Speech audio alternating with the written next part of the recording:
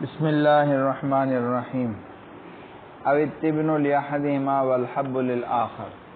اب یہ بات سمجھو، دو باتیں. پہلی بات یہ ہے کہ خارج میں شرکت شرط ہے مضارعت کے صحیح ہونے کے لیے، اور خارج بھی وہ جو مقصود ہو، جو کیا ہو. اب گندم اگانے سے مقصود دانہ ہوتا ہے یا بھوسا ہوتا ہے؟ دانہ مقصود ہے، تو دانے میں شرکت ضروری ہے. ٹھیک ہے. دوسری بات سمجھو، بھوسا جو پیداوار ہے وہ بیج کی ہے. کس کی؟ بھوسا جو پیدا ہوتا ہے وہ بیج سے پیدا ہوتا ہے. جو صاحب بذر ہے، صاحب یعنی جس نے بیج ڈالا ہے وہی مستحق ہے بھوسے کا. سمجھا؟ تو اگر مقصود چیز میں شرکت نہیں کی، مقصود چیز میں شرکت ہے تو پھر بھی شرکت صحیح نہیں. سمجھا؟ یا بھوسا جو ہے غیر صاحب البذر کے لیے قرار دیا تو یہ مقتضی عقد کے خلاف ہے، تو یہ بھی صحیح. بات آگے سمجھیں. اب التبن لأحدہما والحب للآخر. یا یہ شرط لگائی کہ بھوسا ایک کو ملے گا اور دانہ دوسرے کو ملے گا، پھر صحیح نہیں ہے. لقطع الشرکۃ فیما هو المقصود، کیونکہ منقطع ہو گئی شرکت اس چیز میں جو کہ مقصود ہے، اور مقصود کیا ہے؟ دانہ. مقصود کیا ہے؟ او تنصیف الحب والتبن لغیر رب البذر. یا کہا کہ حب تو ادا نہ کریں گے، دانہ، لیکن جو بھوسا ہوگا وہ غیر رب بذر کو ملے گا.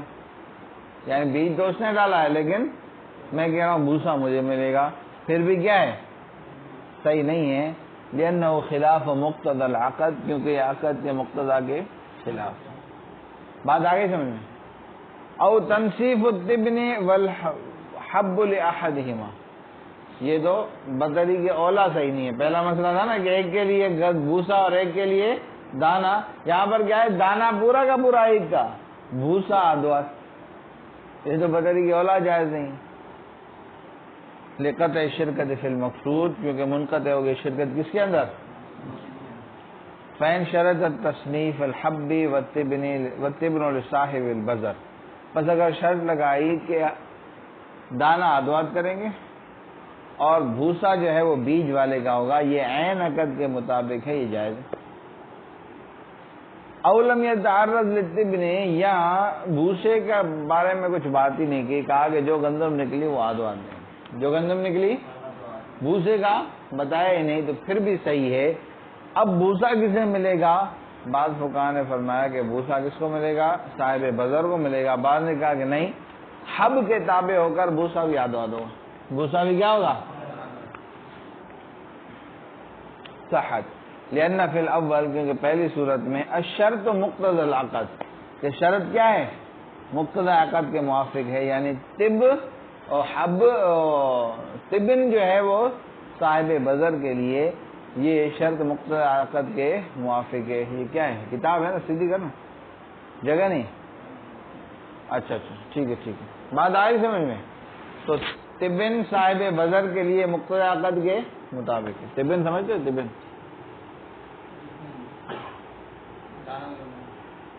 طبن مانا دانا.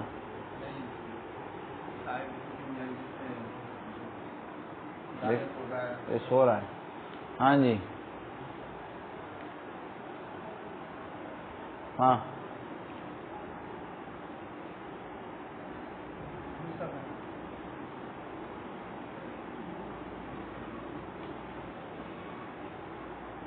جی.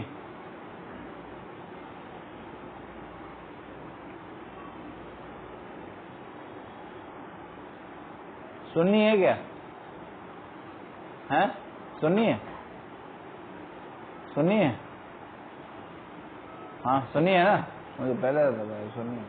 خالی سنتا ہے، باقی سمجھتا نہیں. بات آگے سمجھ میں. ہاں چلو جی. تو کیا ہے کہ طبن یعنی بھوسا. کیا بھوسا جو ہے وہ کس کا ہے؟ بیج والے کا ہے. تو یہ مقتضی عقد کے مطابق ہے. سمجھ رہے ہو نہیں سمجھ رہے؟ بھوسا سمجھتے ہو؟ ہاں کیا بولتے ہیں؟ نہیں بکری کا نہیں، ایک اور بو کو کیا کہتے ہیں اردو میں؟ ٹوڑا تو پنجابی میں کہتے ہیں، ٹوڑا توڑی۔ تم اردو ہو پنجابی ہو؟ پٹھان ہے نا، تو ٹوڑا توڑی پنجابی میں کہتے ہیں۔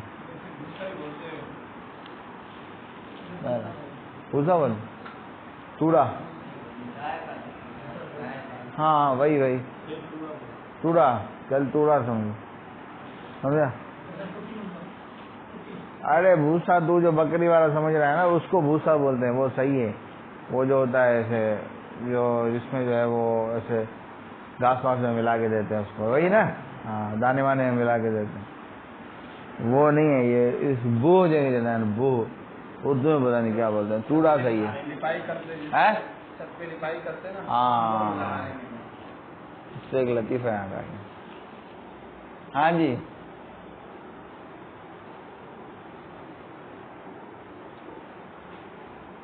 تو کیا ہے ٹوڑا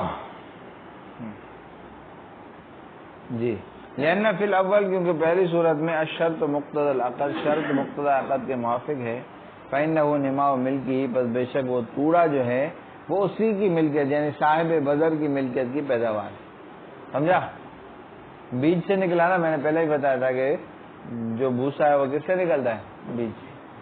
وفی الثانی الشرکۃ فیما هو المقصود، اور دوسری صورت میں یعنی جب بھوسے کا کوئی، ٹوڑے کا کوئی بھی وضاحت نہیں کی، صرف حب کا آدوات بتایا، تو اس صورت میں شرکت ہے اس چیز کے اندر جو کہ مقصود ہے وہ حاصل ہے۔ شرکت اس چیز کے اندر جو مقصود ہے وہ کیا ہے؟ حاصل ہے۔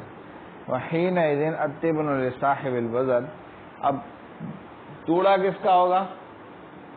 ٹوڑا کس کا ہوگا؟ بیج والے کا۔ کس کا؟ بیج والے کا ہوگا، اور بعض کے نزدیک جو ہے مشترک ہوگا تبعا للحب، دانے کے تابع ہو کر۔ بات آئی سمجھ میں؟ ہاں چلو بھائی، صلی اللہ تعالی علیہ وسلم۔